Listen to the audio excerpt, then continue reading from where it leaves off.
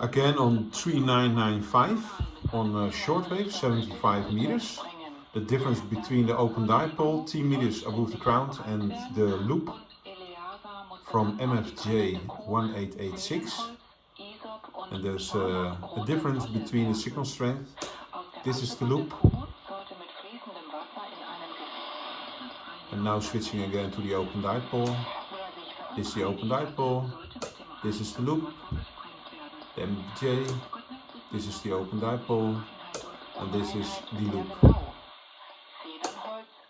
Open dipole. Loop.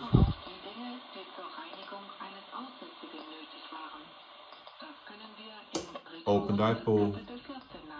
And the loop. Open dipole. And the signal noise is on the same level. If you look to the spectrum, this is the open dipole and this is the loop.